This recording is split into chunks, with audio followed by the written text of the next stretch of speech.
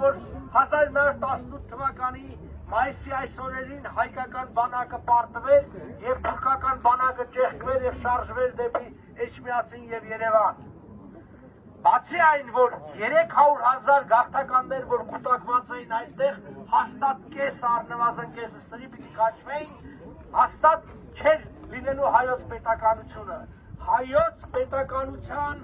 ծննդավայրերից մեկը սա է, Բաշապարանի եւ Ղարաքլիսի հետ միասին։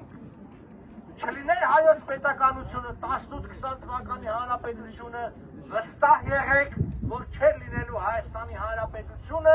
չլիներ Հայաստանի հանրապետությունը, չէր լինի անգամ սովետական Հայաստան վարչական միավորը եւ մենք այսօր չէինք էլ ունենալու այս մեր երկիրը։ Այս տեսանկյունից եթե մենք մոտենում ենք, մենք հասկանում ենք, որ ինչ կարևոր է սա մեզ համար։ Եվ այստեղ գտնվելով մենք նաև մեր ուղերձն ենք հղում բոլորին, թշնամիներին եւ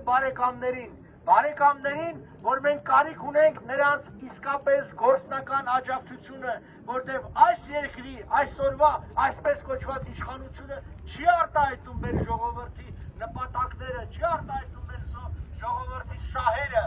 որովհետև այն ինչ որ անում են, դա բերում է ոչ թե Հայաստանի Հանրապետության ուժեղացման, այլ թուլացման։ Եվ հակառակը ժողովուրդը պատրաստ է, ինչպես միշտ է պատրաստ եղել, պատրաստ է իր հայրենիքին տեր կանգնել, պարզապես այդ հնարավորությունը պիտի տրվի։